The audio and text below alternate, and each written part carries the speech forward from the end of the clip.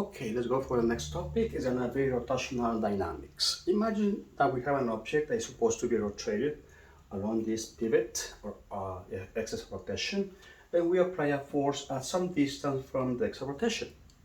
Okay, well, we can break this force into components. One component parallel to R and one component perpendicular. We call this parallel and we call this perpendicular. Okay, if we use this force to make rotation, of course we cannot make rotation. If you put this object in this way, you cannot make rotation, or you push it, you cannot make rotation either, correct? Only if we have a force or component of a force perpendicular to R. R is the lever arm.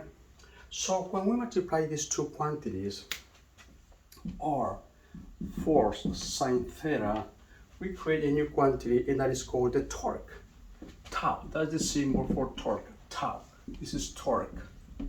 And this is auxiliary called tau. Okay, so again, this is a quantity that is used to create rotation or to create torque. This is tau is equals to RF sine theta. It has a unit. The unit for this quantity is Newton times meters. Also, torque is a vector.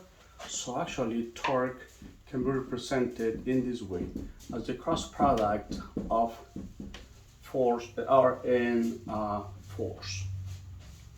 Correct. Also, we can represent this as a vector notation, right? Using now this as the direction. This is the unit vector perpendicular to the plane formed by R and force. Also, we can represent the direction for torque in this way. Imagine that this is the axis of rotation. So going counterclockwise is positive and clockwise is negative, correct? In this example, imagine that this is the rotation in this way. Also, look, we use the right hand rule in this case, correct? We have that this is the rotation produced by this force. So the direction of the torque is gonna be perpendicular to this plane, which is in this way. Right. Also imagine that we have this disc and rotates, imagine in this direction. We use again the right hand rule, and the direction for torque is gonna be in that direction. Here we have a disc right now moving opposite direction, but of course torque is gonna be in opposite direction. We use sometimes the right hand rule, or we can use this convention too for a direction. Okay, perfect. Also, look, using this figure, we can use another quantity. We call this the line of action for the force, right? Line of action. But we can take a quantity perpendicular to this line because we can use the same angle theta right here. We call this R perpendicular, the same thing as we did for F perpendicular. Correct. Now we can represent this quantity, torque equals to, one more time, RF sine theta, but what should be F perpendicular is equals to F sine theta. What about R perpendicular is equals to R sine theta? So we can represent also this quantity in this way. It's gonna be R perpendicular times F, or equals to F perpendicular times R, correct? Or we can call it just F times L, where L is equals to R perpendicular is R sine theta. This quantity simplifies a lot calculations. Okay, perfect. So we can take also this one, the magnitude is equals to F times L. Where L, of course, we compare this, it's going to be R sine theta. Correct? Perfect. Now, let's see what happens when we have a particle, right? Is forced to move along this path, and we apply a force. It's a tangential force, correct? This is the radius r. Right, how we can find the torque? This is a mass, m. What should be the torque in this case? Well, let's apply the equation. Torque is equals to r times force, correct, times sine theta.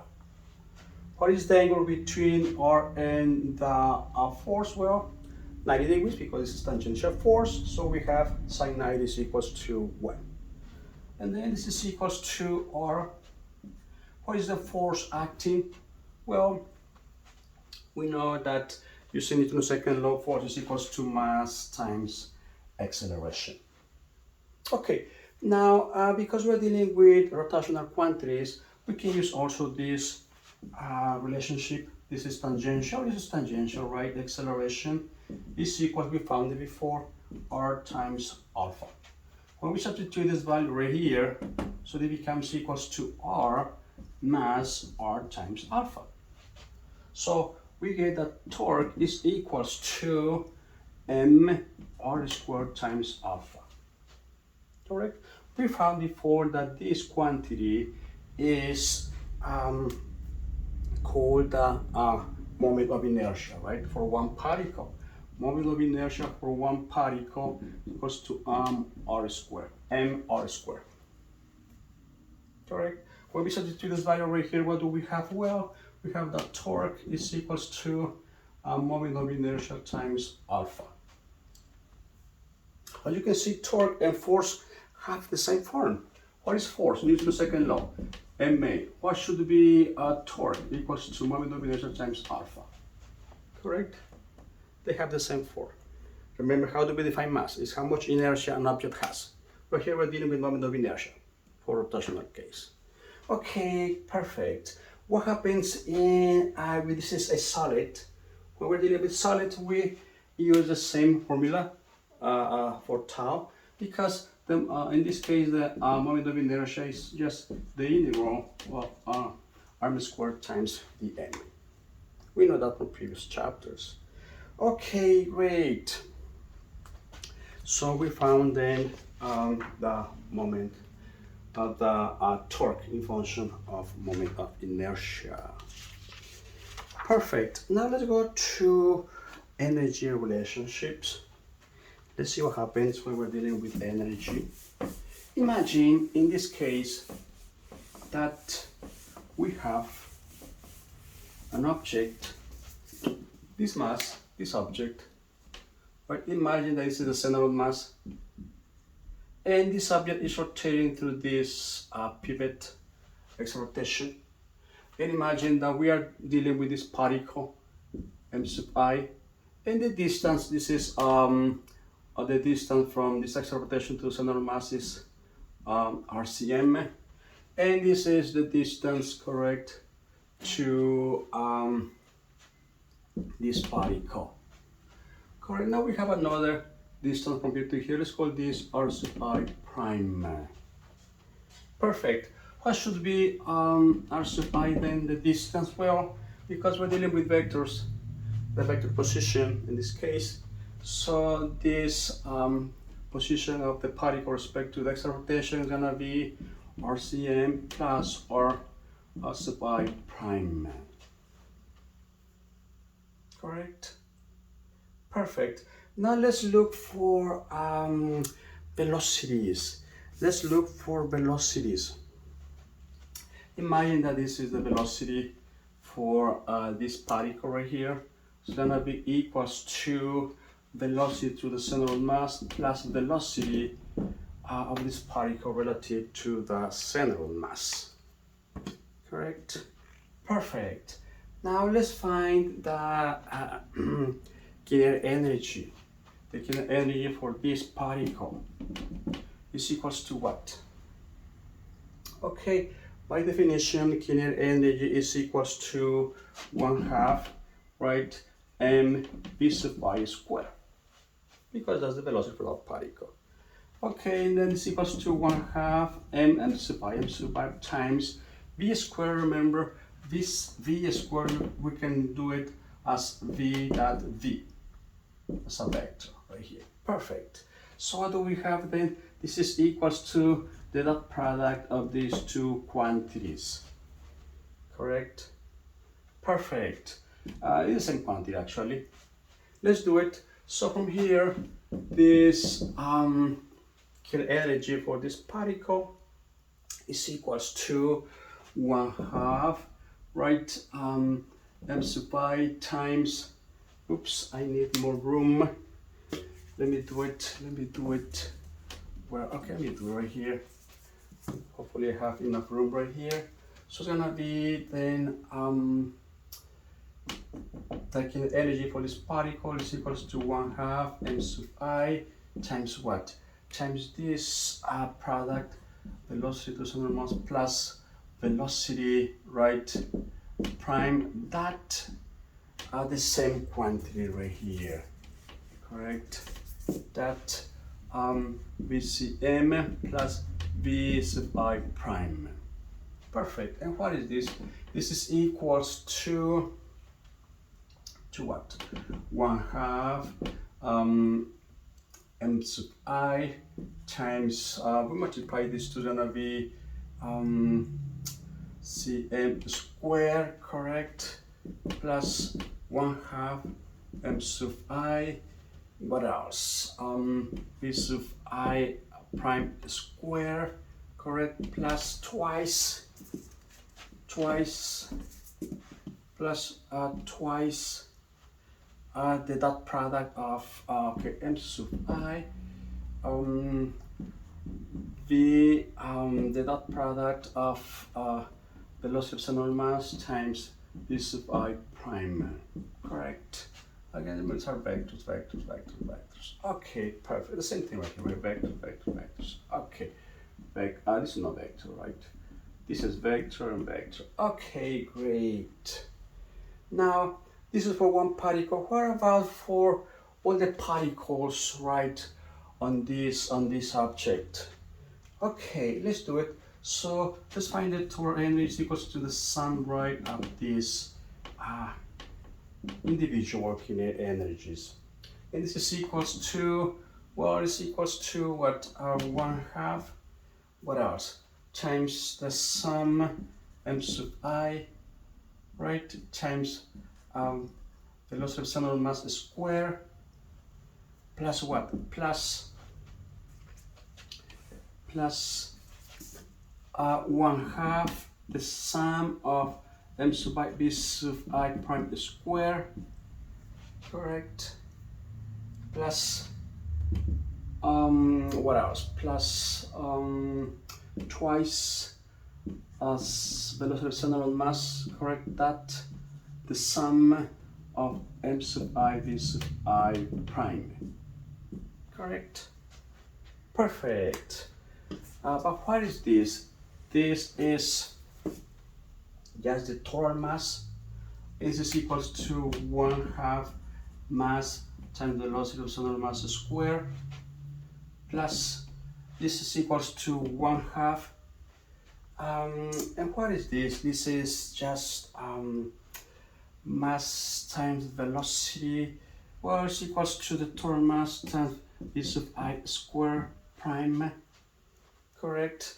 Plus, let's go to this part. Look, this part is just when we multiply M sub I is with some all the velocity of all these particles is found on the previous chapters, right? That this M sub I V sub I, right, which is prime, is equals to actually the total momentum of the system, right? It's gonna be the total momentum of the system. It's gonna be mass times V of the central mass, right? This is again the total momentum of the system, in this case, all the particles. But look, this is the momentum of the central mass. But this is the velocity of central mass, but the velocity of central mass respect to the central mass is gonna be 0, right? Because the velocity, one more time, this is the momentum, the total momentum of the system, right? But this momentum respect to the central mass, right, is 0 because the particles, all the particles respect to the central mass are fixed, right? They're not moving. So this quantity gives us 0. And then what do we have? Well, we have this final quantity. Perfect. Okay, but this velocity v prime, right, is gonna be actually the angular velocity, right? Well, this is the linear velocity, but when we're dealing in circular, right, in circular path, or this is with respect to the center of mass. Okay, square. Perfect. Then what do we have? We have that actually this is kinetic energy is equals to, this is the rotational energy, one more time, respect to the center of mass, okay, plus this quantity. Now this quantity is equals to 1/2 the total mass times, remember when we're going to linear quantity, V is equals to R omega, correct? It's gonna be R omega squared. This quantity. So, and what do we have? In this case, we have that the torque energy of the system is equals to, we call this the translational kinetic energy, correct? Translational. And what should be this? Well, let's go to this one more time. This is equals to, okay, let's continue right here, plus what? Plus 1/2 m, what else? R squared omega squared. But what is this? One more time. We just found it before. It was moment of inertia. So it's equals to, okay, it's a moment of inertia. And when we multiply this, we create the rotational kinetic energy. It's gonna be translational plus rotational kinetic energy, right? So we found again the total kinetic energy is equals to translational plus rotational kinetic energy. Remember, rotational kinetic energy is equals to 1/2 moment of inertia times omega squared. Right? We can use translational, right? And we can use rotational kinetic energy. Correct? Perfect. Now, let's use this for a rolling motion. Okay, let's go to rolling motion.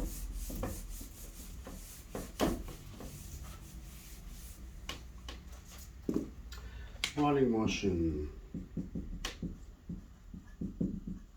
Rolling motion is the combo of translational and rotational motion, right? So we have translational, correct? Translational. In this case, the object behaves as a particle, so all the points, right, are with the same velocity, right? Velocity of center of mass, all of them. Velocity of center of mass, velocity of center of mass. Plus what? Plus rotational, right? Rotational. Perfect. In this case, it's not translating, just spinning, correct? And what do we have? Well, at this point, for example, imagine that is rolling in this direction. So we have velocity in this direction and we have velocity in this direction.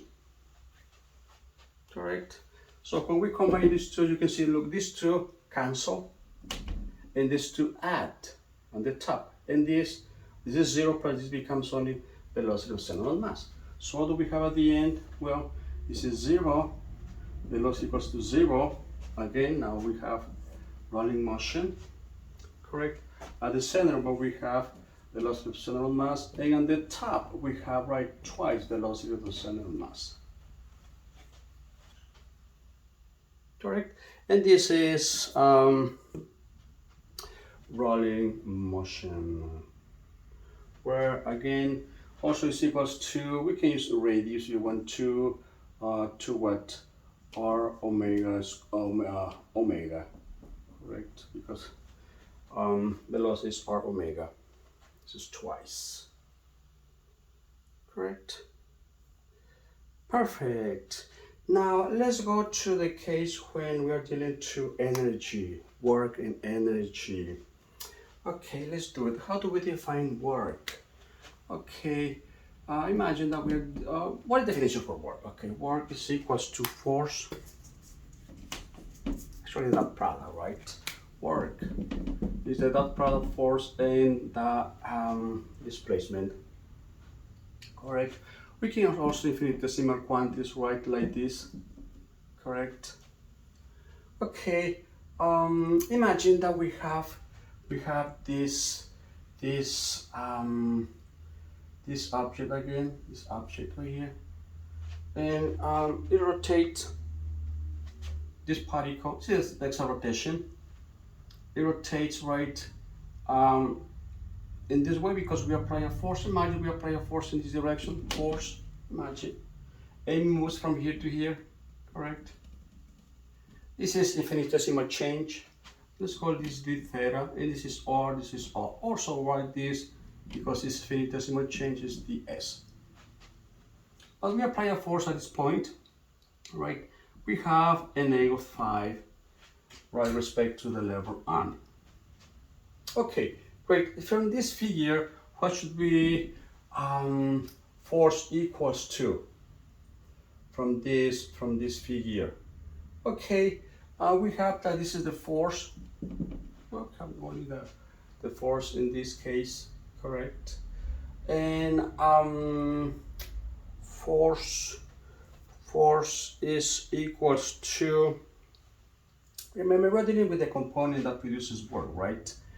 Because the work is now in this direction, right? So it's gonna be force times what? The component, right, in this direction is gonna be F sine phi, right? Remember one more time when we're dealing with work, again, we apply a force in this direction. If we have a displacement, right, in this way, when we use this component, right, parallel, and we say that work is equals to what? This is equals to F, we call this S cosine theta, correct? But in this case, look, motion is produced in this direction, right? We have the displacement of the particle in this direction. So we're dealing with this component, right? With F sine theta. That's why we have F sine 5 in this case, correct? Perfect. So times what? Times which quantity? ds. But ds, remember, we have that the arc length is equals to r theta.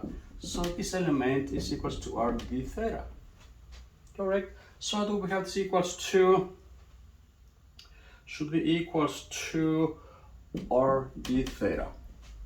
Now because these components are parallel, at the end, because remember this, that give us cosine, but because these are parallel, cosine 0, this is because the parallel angle is 0, cosine 0 is gonna be 1. So we leave it like this. Okay, great. And then what do we have? Well, we get actually that this product F sine phi theta is similar to this one, correct? So this is equal to torque times d theta, correct? And what should it work? Work, then when we do the integral, is equals to tau times theta, right? Work is equals to tau times theta, correct? Perfect. Now let's continue on this part, on this quantity right here. We are right here. We found that this elements of work is equals to tau. But tau is, let's go to this quantity, gonna be moment of inertia times alpha d theta, for example. Correct? But what is alpha? Alpha, remember, alpha is omega, right? D omega dt, dt, correct? D omega dt. Let's substitute this value right here. This is moment of inertia, d omega dt, d theta. But what is this? D theta dt is just omega, correct? This equals to moment of inertia omega d omega. Perfect. Now, when we do the integral, what do we have? We have that work is equals to moment of inertia omega squared divided by 2 from, let's go from initial angular velocity to final angular velocity. Correct? So what should be work equals to then? Work is equals to moment of inertia divided by 2, correct, times what? Times final, because we can do it this way better. Okay.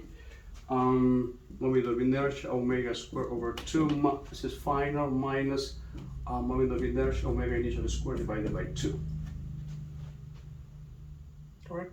Remember, we define this as rotational kinetic energy. One more time, rotational kinetic energy is defined as moment of inertia divided by 2 omega squared. So this is final minus initial is going to be the change. So work is equals to the change in the rotational kinetic energy. Correct. Perfect. So what do we have? Work is equals to the change in the rotational kinetic energy. Also, we get the same answer when we're dealing with translational motion, right? The net work is equals to the change in the translational kinetic energy. Right? Perfect. Also, we can introduce power using the same formula, right? Look, power, if we are where, right here, we can start right here, look, we divide this by time, correct? And we divide also this by dt. And what do we have? Well, in this case, what should be d theta dt is just omega. And what is this? This is the instantaneous power, right? So power is equals to tau times omega. Correct? So power is equals to tau times omega. Correct? Perfect. Now let's see how these two motions are related. Linear or translational and rotational motion. Let's do it. Let's do it.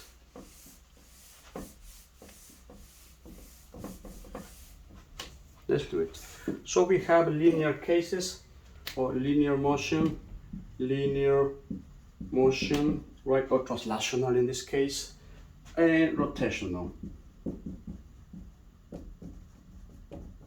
motion. Okay, right here, for example, we have what? Force. When we're dealing with force, when we're dealing with what? Work, right?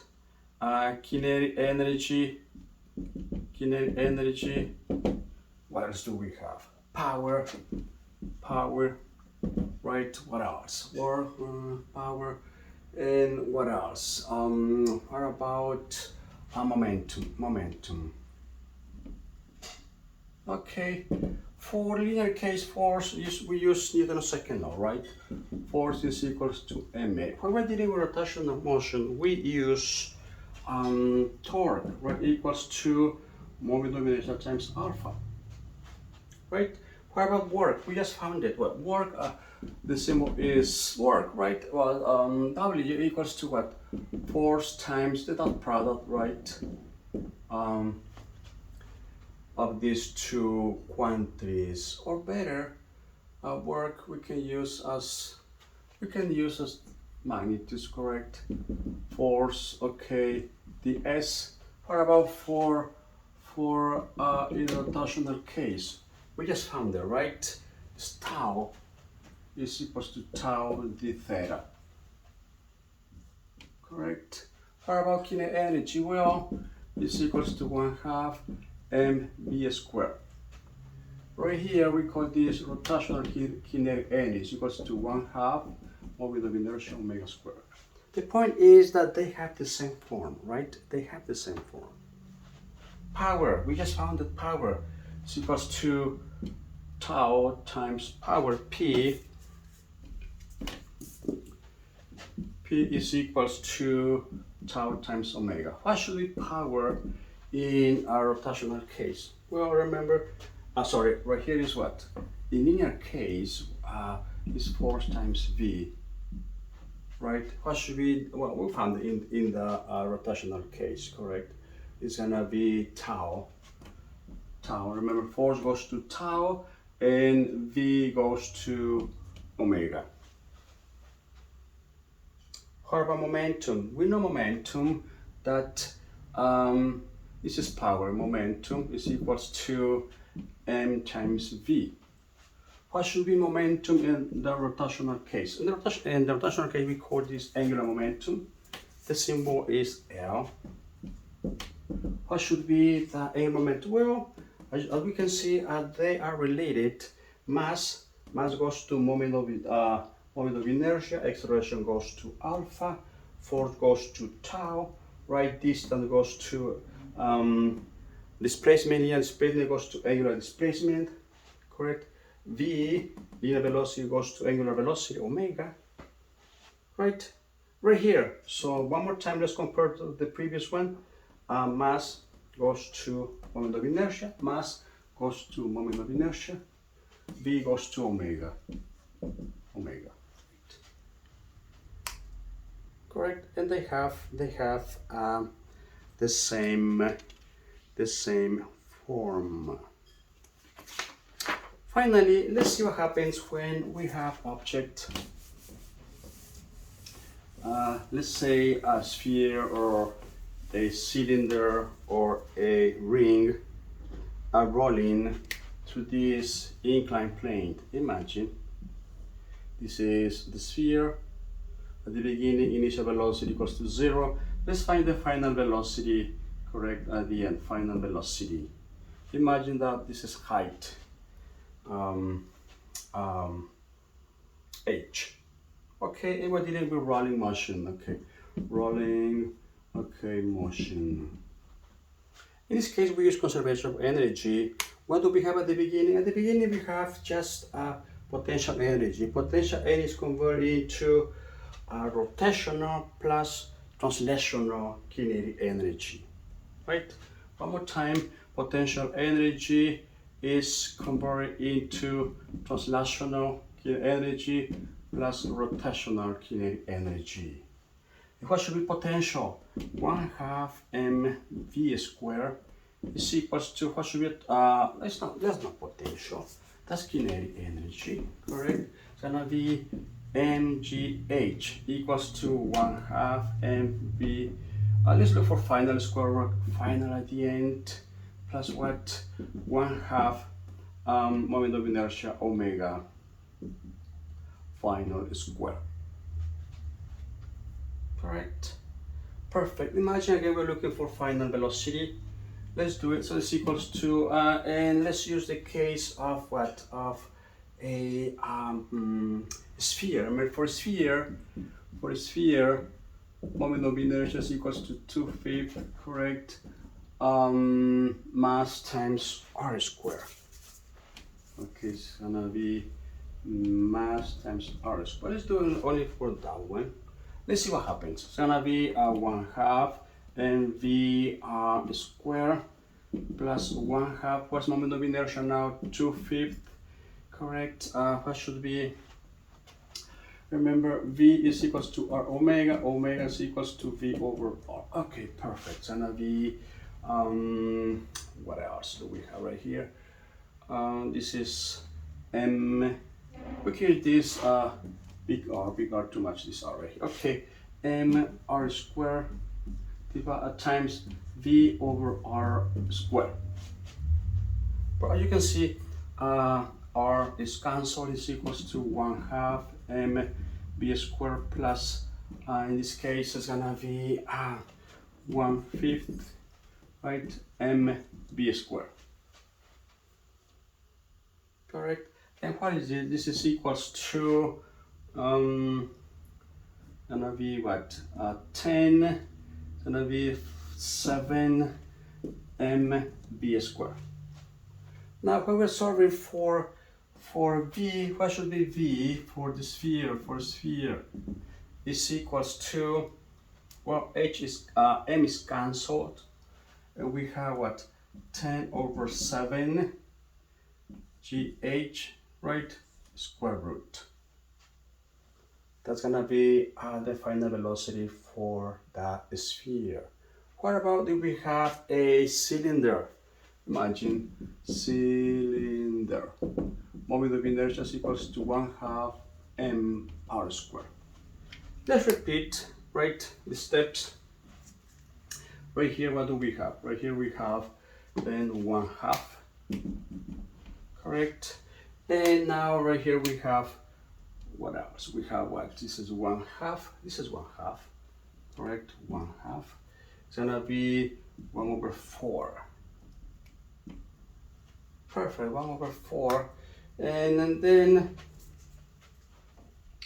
what should be this? This is gonna be 4, correct? And then it's gonna be 2 plus 1, 3. Correct. So what should be the final velocity for a cylinder?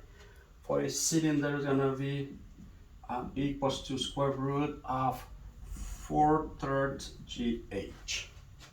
What about for a ring? Okay, ring, moment of inertia equals to mr squared. Okay, let's use the same steps. Correct. And now it's gonna be only right here 1/2. Correct, 1/2. And this is just 1 right here.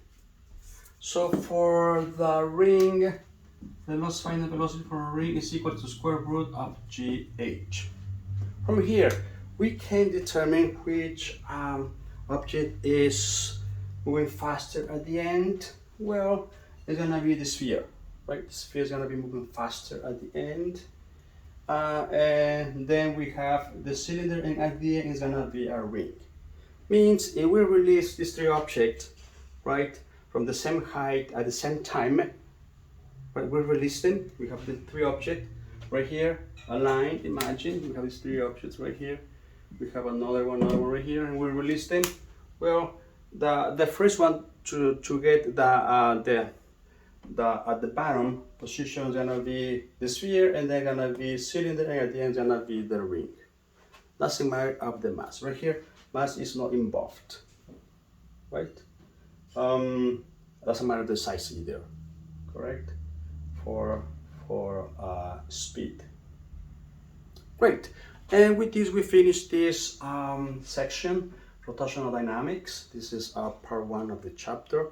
Later, we are coming for part 2 of this chapter. Great. Thank you. See you in the next video.